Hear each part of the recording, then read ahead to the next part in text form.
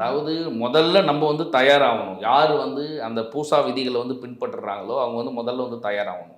முதல்ல அவங்க வந்து அதுக்கான எந்த உபாசனை தெய்வமோ கணபதி உபாசனை செஞ்சுட்டு, அதுக்கப்புறம் அவங்களுக்கு இஷ்டமான ஏதோ ஒரு தேவதையோ, தெய்வத்தையோ, இல்லை நம்மளுடைய உபதெய்வங்களா இருக்கக்கூடிய யட்சினிகளையோ, இல்லை குறும்பர்களையோ, இல்லைனா வந்து குட்டிச்சாத்தன்களையோ, இந்த மாதிரி யாராவது ஒருத்தர் தன்வசப்படுத்திக்குவாங்க முதல்ல.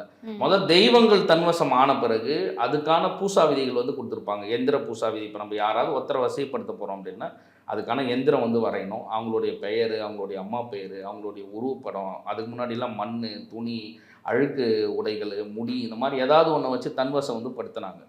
இந்த மாதிரிலாம் ஒரு பூசா விதி வசியத்துக்கு 11 நாட்கள் உரு போடணும்.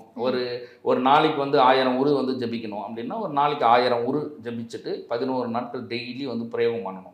அந்த மாதிரி செஞ்சால் தான் அது பலன் கிடைக்கும். இப்போ இருக்கிறவங்களாம் என்னென்னா வசியம் அப்படின்னு சொல்லிட்டாவே ஏதாவது ஒரு மை கொடுத்தா வசியம் ஆகிடுவாங்க. சும்மா உட்காந்து ஏதோ மந்திரம் பண்ணிட்டா வசியம் ஆகிடுவாங்க. இன்றைக்கி நீங்கள் காசு இன்றைக்கி கொடுத்தவொடனே நாளைக்கு நமக்கு வசியம் பண்ணி கொடுத்துருவாங்க. உண்மையாகவே நடக்கவே நடக்காது. எந்த நீங்கள் சித்தர்கள் நூல்களில் பூசா விதிகளில் இருக்கக்கூடிய எந்த பூசா விதிகள் நம்ம வந்து எடுத்தாலும் அந்த மாதிரி எந்த பூசா விதியுமே இருக்காது. நம்ம வசியத்துக்காகன்றதில்லை, இந்த அஷ்டகர்மத்தில் எந்த பிரயோகத்துக்காக நம்ம வந்து பூஜைகள் செஞ்சாலும் அதுக்குன்னு ஒரு முறை இருக்குது. அந்த முறையில் நம்ம செய்கிறோம் அப்படின்னா ஈஸியாக நம்ம யாரை வேணாலும் வசியப்படுத்தலாம். கடவுளே வசியப்படுத்த முடியும் அப்படின்னும் போது மனிதர்களை வசியப்படுத்துறது ஒரு பெரிய விஷயம் இல்லை. ஈஸியாக வந்து தன்வசப்படுத்தலாம். குறைந்த விலை, நிறைந்த தரம், தங்கள் தேவைகள் அனைத்தும் ஒரே இடத்தில். ஜெயச்சந்திரன்.